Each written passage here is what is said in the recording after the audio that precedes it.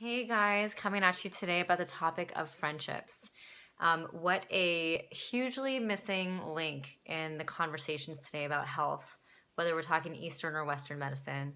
I just don't think that it is discussed enough. So I just want to give myself as an example. I realized that I was an emotional eater a few years ago when I was in the habit of going down the street and buying this $10 piece of chocolate cake, which is ridiculous, right? Who does that?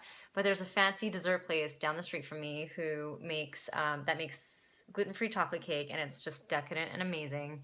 And I would go down there on a semi-regular basis, bring the cake back to my apartment, give my neighbor, who also happens to be an extremely good friend of mine, a call, ask her if she wants to share it with me, which obviously she does because what girl turns down chocolate?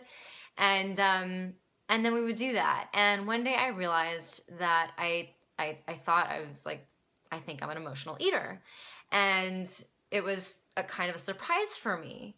And when I realized that, and I confided in my friend about it, I suddenly had somebody to go to the next time I wanted to emotionally eat and say, hey, I want to do this. And she would talk me out of it, or she would at least be there to listen. What happened one day was that I was feeling really down, and I texted this friend. Her name is Liz. And I said, Liz, I'm feeling like crap today. And I think it was about a relationship thing. And I don't really remember. And I told her, I was like, I really want to go grab a piece of chocolate cake. And she wrote me back, not right away, but eventually she wrote me back and said, no, you don't, come over and we'll go for a walk. And I did. And what a powerful thing it was to have a friend on the other line who cared about what I wanted to say and how I was feeling, number one. And number two, I had already created that connection with her about my emotional eating, and that I was just surprised, and it was something that I didn't really want to do anymore.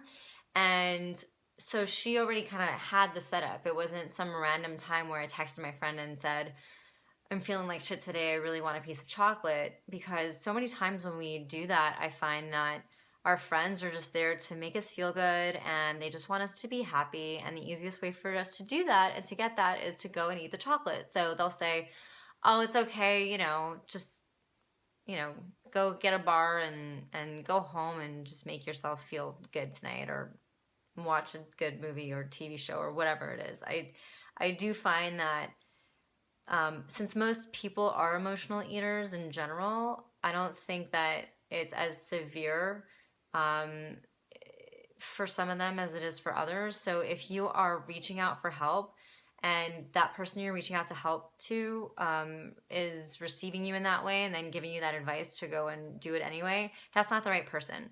You want someone who's going to say, no, you don't, and this is why, or no, you don't, and this is how amazing you are, or no, you don't, let's get together and connect and fill that void, because that's really what connection does. So I started sharing this with more of my friends, and then I started building my own small community of people who I could go to when I wanted to grab a box of French fries from Burger Lounge or whatever it is, or just go eat something because I didn't feel good enough about myself for some reason. And that's really what it came down to for me a lot, was insecurity and not feeling good enough. So that was one of the things that really transformed my relationship with food.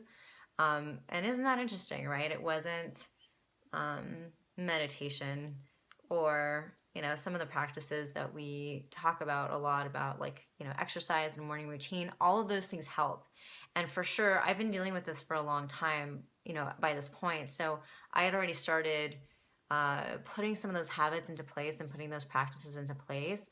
But the thing that was the final straw for me was those connections. So please, I invite you to go out there and get vulnerable and get real with a good friend of yours. Tell them what's up, because believe me, like, that's what friendships are for. Our friendships are not there because we need someone to go to the movies with, or because we need someone to drink with, or to bring our wing woman or a wingman with. those friendships are there because they want to connect with you equally as much as you want to connect with them. And when you confide in a friend, that gives them permission to confide more in you. It builds trust, it builds bond, and it helps this whole situation of emotional eating and also health. I mean, it's really a health factor to have people in your life who love you and care for you and want to hear what you have to say. Um, that's it. Thank you so much for listening. I'll see you soon.